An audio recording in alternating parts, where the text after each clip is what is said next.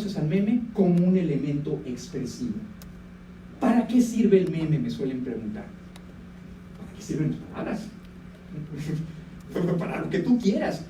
Los memes, en tanto elementos expresivos, pueden ser utilizados con cualquier intención, en cualquier contexto, para lo que tú quieras, ¿de acuerdo? Entonces, es tan amplio, con cualquier signo. Por eso insisto en el gran apoyo que yo encuentro en la semiótica, aunque insisto que no soy semiólogo, entonces no me hagan preguntas de eso, en la medida en la que podamos entender estos referentes, ¿de acuerdo?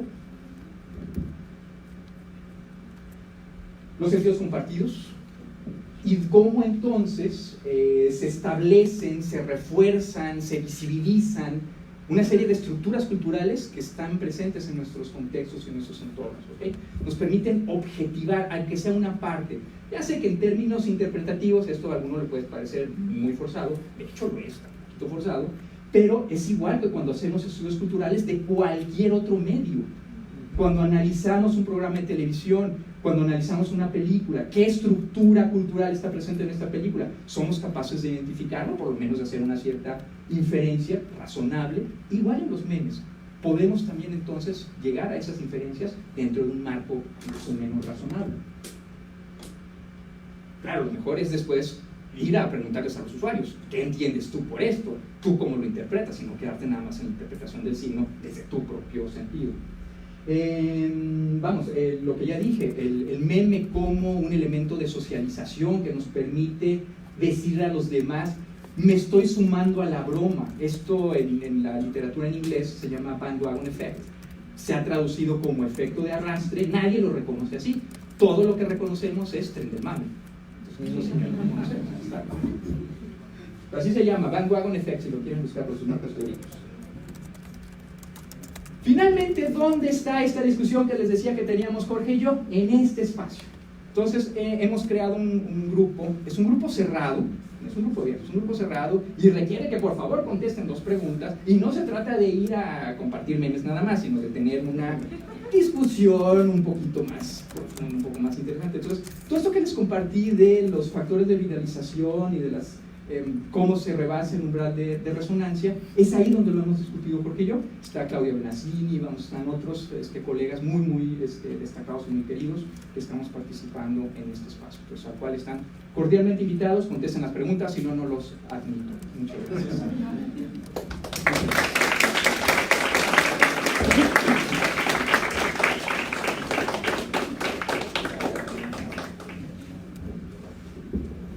Muchas gracias, Gabriel, por esta elocuente presentación. Tenemos un espacio para preguntas, diálogo con el expositor. Quien quiera hacer uso de la palabra, adelante. Quiero simplemente mencionar, además del agradecimiento por tu presentación, ¿por qué? Quizás se preguntarán ustedes, ¿qué tiene que ver esto con la alfabetización mediática e informacional? Bueno, además de conocer un poco este nuevo lenguaje de los memes, es la posibilidad de utilizar los memes para crear sentidos distintos y esperemos que sentidos que hagan reflexionar a quien está conectado con los memes y que de esa manera pueda entender aquello que no es evidente en el lenguaje escrito, en el lenguaje periodístico, en el lenguaje más racional. Creemos que hay una fuente de símbolos, de signos y de lenguaje y de entendimiento, de comunicación crítica para todos los que estamos interesados en el pensamiento crítico en este lenguaje de memes, que además de ser muy divertido, y no todos los memes tienen esa finalidad, como ya ha quedado claro, pero sí permiten de manera muy creativa e incluso hasta cómica el hacer caer en la cuenta de cosas más profundas.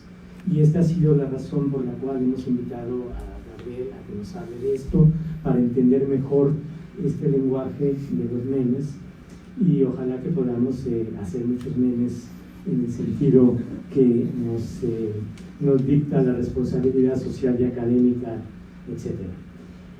Bueno, queda el micrófono. Aquí le cedo yo el micrófono a quien quiera preguntar. Sí, adelante. Así es el micrófono. Sí, Okay. no, Sí, porque además no ajusta el cable. Sí, ¿verdad? Tengo una duda. ¿Cómo distingues el meme de la infografía? Justo me llamó la atención la plantilla donde presenta lo de los 10 años antes y 10 años después y la información que se presentaba ahí.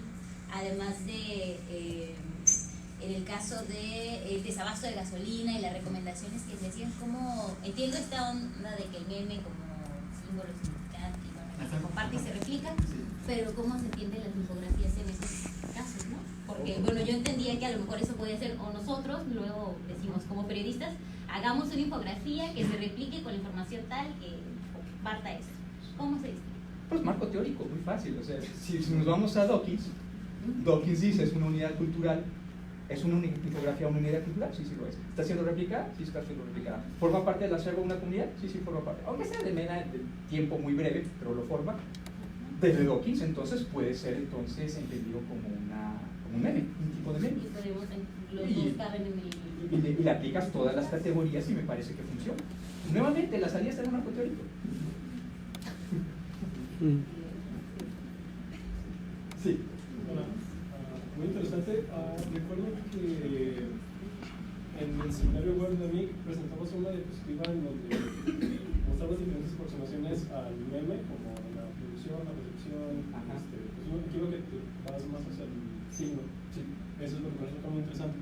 Pero sobre las conclusiones me gustaría ver si puedes profundizar un poco en el aspecto de las acciones de socialización.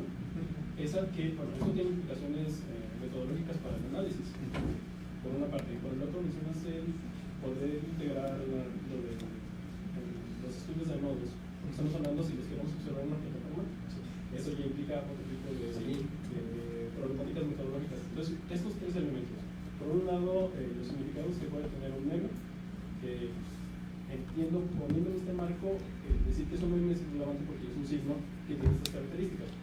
No sé cómo mencionar el nombrable. Sí. Eso me parece muy valioso. Pero ¿cómo integras eso con las acciones de socialización que puede tener, que es en donde se observa? Porque creo que también un elemento para decir que es un meme o no es un meme muy importante es la viralidad, sí, el alcance de este umbral. Entonces allí es necesaria la socialización, no únicamente la replicación en distintos ordenadores, creo yo. Y pues el tercero de las herramientas que requieres o que te permiten los análisis de estas plataformas. Estos tres metodológicamente son problemas. ¿Has visto maneras de resolverlo? ¿Hay aproximaciones? ¿Hay autores que estén trabajando en ello? Sí, ok. A ver si me acuerdo. Y si se me pasa algo, por favor me recuerda. Bueno, en términos de... Voy a empezar por la metodología, si te parece. Sí, es todo un reto, es todo un reto. Mira, correr análisis de redes sociales no es simple, dependiendo de la plataforma. Es más fácil en Twitter que en Facebook, porque el API de Facebook es muy cerrado. El API es el Application Protocol Interface, es decir, si yo sé código y yo construyo una pieza de código para analizar datos generados en una plataforma, me conecto a partir del API. ¿Okay? Entonces hago un código, por ejemplo, en Python y me conecto con el API de Facebook o de Twitter. El API de Facebook está cerradísimo. Entonces van a ver ustedes muy pocos análisis hechos en Facebook precisamente por esa razón. Porque Facebook es muy celoso y no suelta nada. Pues es un negocio. A diferencia de Twitter, Twitter suele ser más abierto. Entonces, si lo estás siguiendo en tiempo real, si haces un código, si haces un script y lo haces en tiempo real en Twitter, es más fácil seguirlo. Bueno, eso te permite entonces identificar patrones de propagación, te permite identificar cómo ha ido brincando de un lado a otro. Yo no lo he hecho, eso sí también tengo que decirlo muy claramente. Sé que se hace, pero te requiere de alguien que sepa código. De alguien que no nada más que sepa código, sino además de una capacidad de cómputo respetable. Porque cuando estamos hablando de, no sé, más de 200 nodos, una lab, olvídate, o sea, no jale un análisis de redes sociales. Entonces, requieres de un equipo interdisciplinario, requieres de muchos recursos para poder hacer un análisis en ese sentido. Pero es posible, y de hecho mucha gente lo hace. Y se hace desde hace mucho tiempo, no desde memes, se hace desde hace mucho tiempo desde otras disciplinas. Insisto, en la mercadotecnia se tiene muchos años estudiando esto, o En los colegas de medicina, en la infectología, es el mismo principio. Tienes el paciente cero que contagió acá, que contagió acá, que contagió acá. Entonces, de hecho, hay muchos libros que hablan del meme desde la metáfora de los virus. Entonces, hay un libro de Blackmore que es The Birds of the Mind, donde se habla precisamente de esta idea. Bueno, el punto es que sí, metodológicamente es una broncota. Entonces, ¿qué he hecho yo? Pues analizar lo que puedo con los pocos recursos que tengo hasta donde me alcanza. Entonces, hay algunos trucos. Uno de estos trucos ya lo revelé, que es Google Trends. Google Trends se permite por lo menos ubicar espacialmente, temporalmente más bien, dónde estuvieron esos picos de esos términos. Entonces eso ya te reduce muchísimo el corpus. Entonces ya no vas a buscar todo, buscas esos términos en esos periodos en particular. Y eso ya le bajas un chorro el tamaño de la base de datos. Otro de los trucos que también les voy a compartir es este.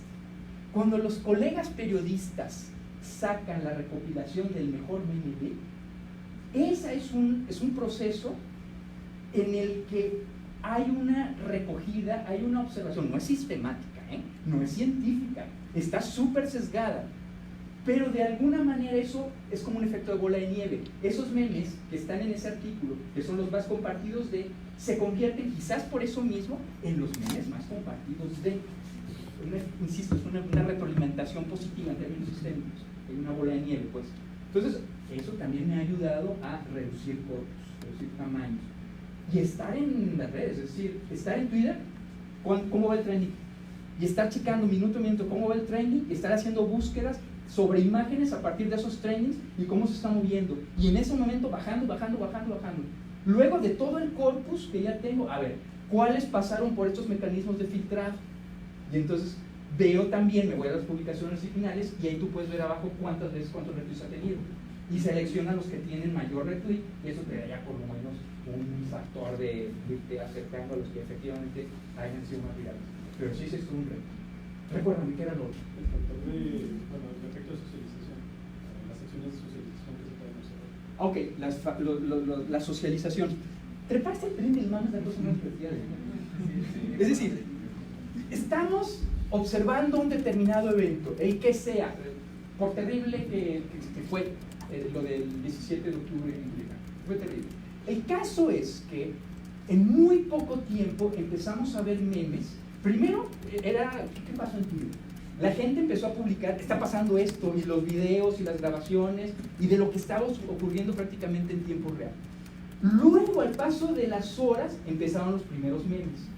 Muchos que tenían que ver con esta estrategia, bueno, lo que los públicos perciben como la estrategia de AMLO, aunque en realidad no es tal, es más complejo. Haciendo alusión a estas frases, etcétera, etcétera. Entonces, para tener la certeza plena de que eso es lo que está ocurriendo, tendríamos que irles a preguntar a los usuarios, oye, ¿qué sentido tuvo para ti el compartir este meme? Y entonces identificar a estos usuarios que hayan compartido este meme y hacerles entonces una batería, una entrevista en profundidad, probablemente, para poder entonces desentrañar cuáles fueron los motivos reales que había detrás de ellos. Eso no lo he hecho.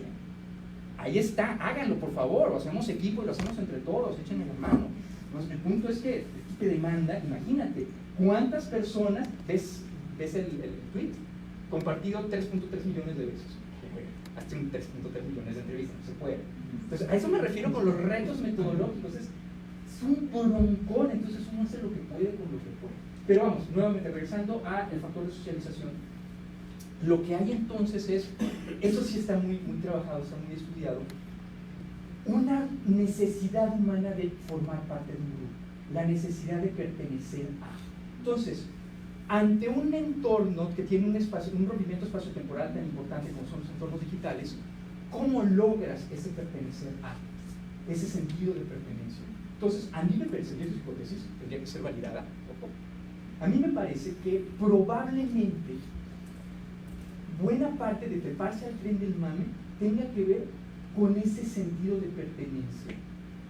Entiendo el chiste, nos estamos riendo del mismo chiste, no entendemos el chiste y lo estoy compartiendo y estamos socializando, pero en ese lo estoy compartiendo, están pasando un chorro de cosas al mismo tiempo, de manera paralela, un montón de referentes que están trasladándose a otros contextos, a otros espacios, y un montón de estructuras culturales que nuevamente de manera que no nos imperceptible para los usuarios, están siendo codificadas en esa unidad sísmica y siendo lanzadas y replicadas y reiteradas en términos de lo que se reconoce en lo que un deber ser, en los roles, etcétera, etcétera. Entonces, no sé si te contesté, pero más o menos fue lo que decía. ¿Te debo algo todavía? No.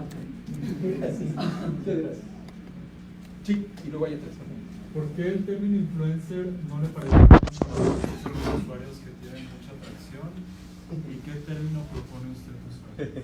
Mira, soy muy escéptico de cuando algunos planteamientos vienen solo de la merca aplicada y no de la merca investigada.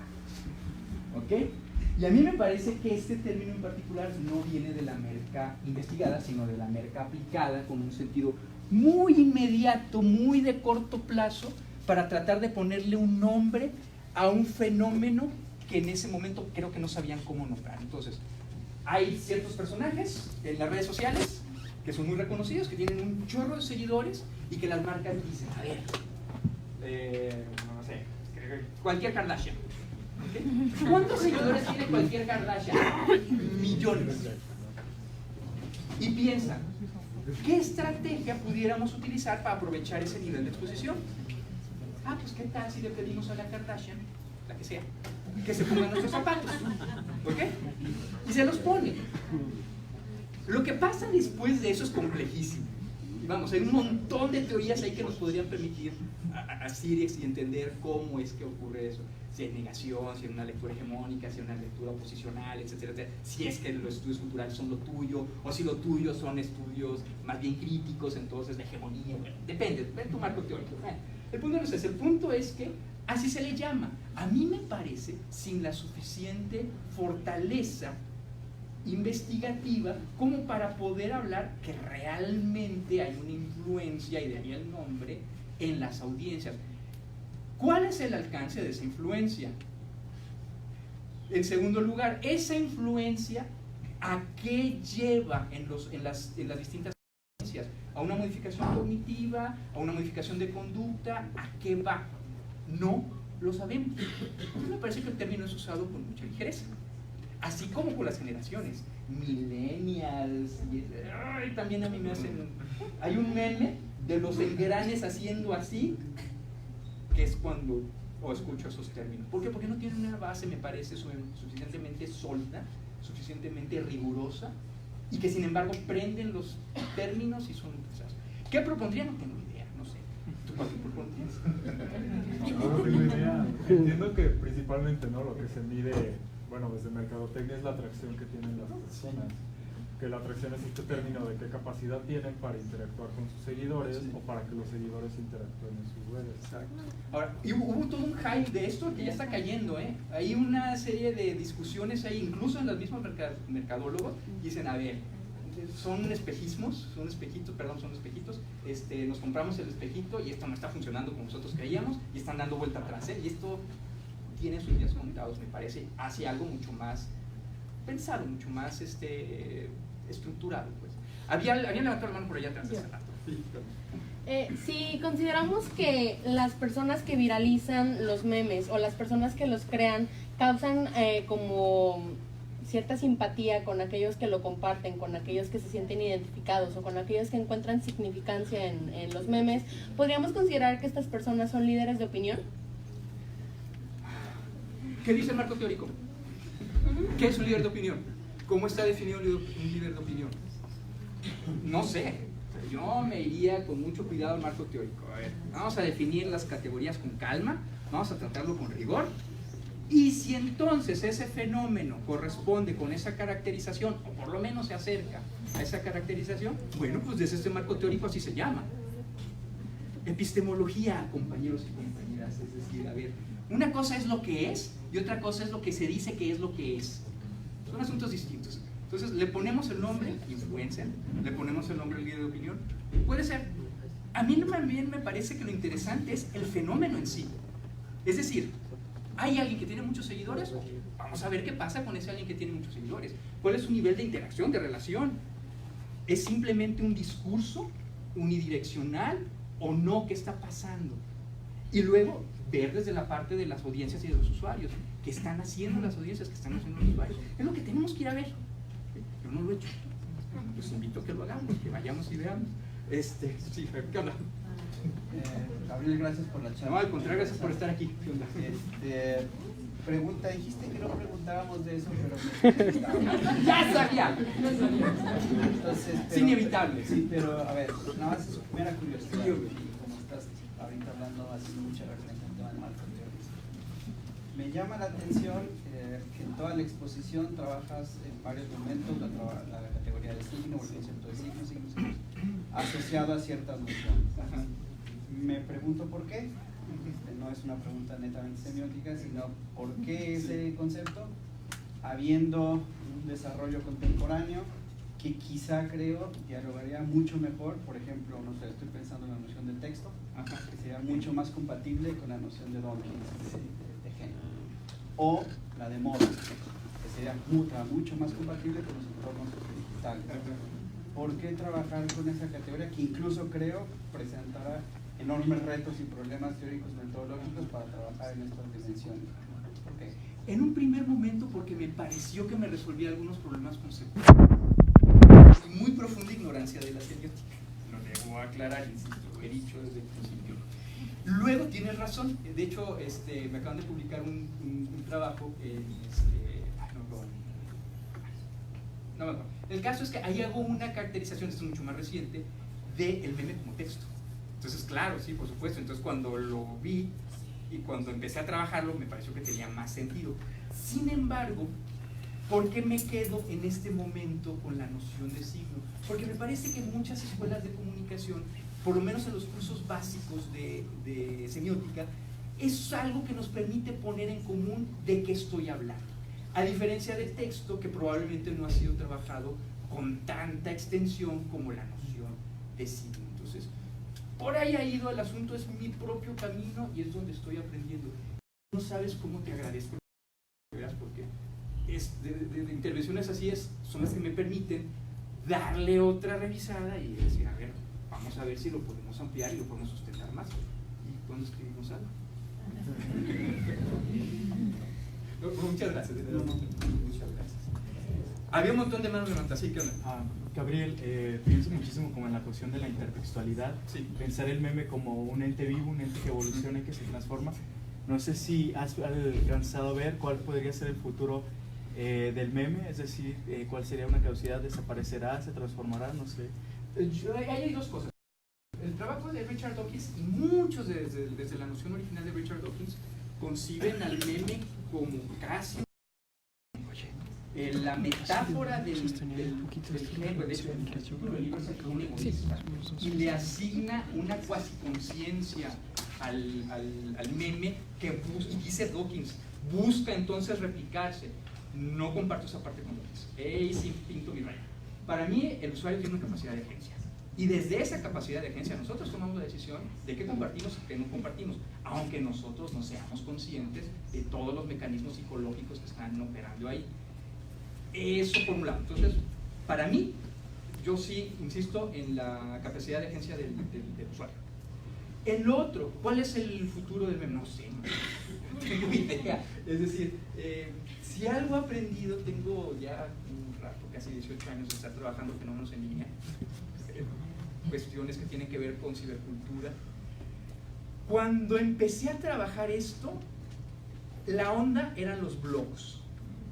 Y el blog, y tesis sobre el blog, y el uso educativo del blog, y el blog en las organizaciones, y el blog para esto, y el blog para el otro. No teníamos ni idea de que ya se estaba gestando Facebook y de lo que iba a modificar Facebook en términos de posibilidades de interacción y de tejer redes y de compartir todos estos elementos. No teníamos idea. Entonces, ¿qué tengo claro? Que no puedo vaticinar nada. Yo creo que en la medida en la que las redes sociodigitales que tenemos en este momento sigan posibilitando el intercambio de este tipo de unidades simbólicas, es entonces razonable pensar que se seguirán compartiendo memes. ¿Cuándo se modificará esto? Pues no sé, si hay una modificación sustancial en las estructuras de la red, o surge en algo que sustituya a lo que ahora entendemos como las redes sociodigitales, pues tendremos que irnos a asomar nuevamente, pero eso es lo padre de esto.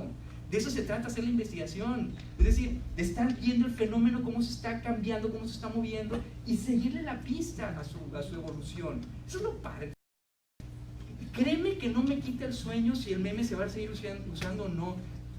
Lo padre es ver cómo va a evolucionar los procesos de interacción entre los usuarios con estos signos o sin estos signos o estos textos o otros textos o lo que sea, de tal manera que haya lo que finalmente nos dice Marta Rizzo, esa posibilidad de poner en común, de conectarnos entre nosotros, aunque sea a través de una mediación o lo que sea.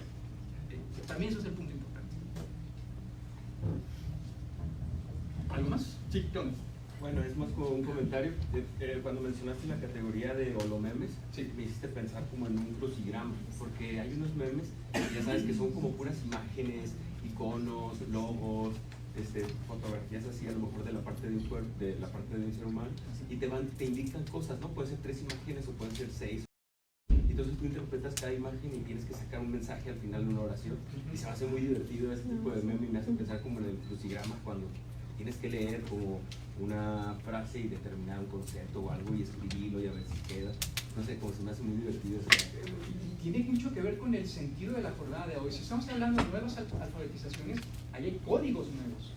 Y esos códigos nuevos nos permiten entonces entender de qué manera están ocurriendo estas expresiones. El ser humano es profundamente expresivo, es inevitablemente expresivo, de tal manera que cualquiera que sea el recurso que estemos usando para expresarnos, y si hay una estructuración, hay un código entonces, hay un texto, hay un sentido ahí. Entonces, vamos, lo padre es eso, insisto. ¿De qué manera entonces estamos dando lugar a todas estas expresiones, a todas estas enunciaciones, con el sentido humano último, que es la puesta en voz? Sí, yo tengo la llevo casi 2 años trabajando sí.